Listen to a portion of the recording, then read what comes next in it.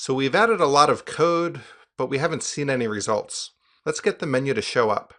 So the first thing we need to do is we have our PS menu, and that's going to be transcluded into the PS framework. So let's go to External Modules, PS Framework, and we'll pull up the directive for it.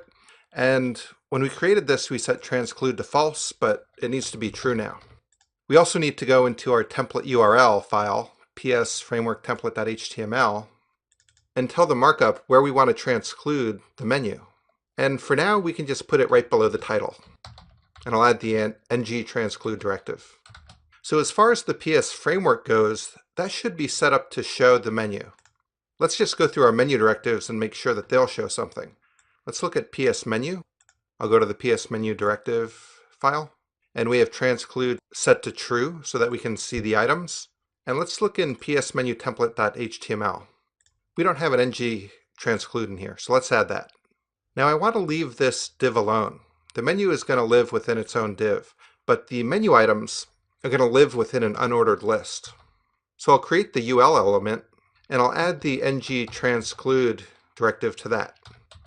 So just to get things straight, the menu will exist in a div, and the menu itself will be an unordered list.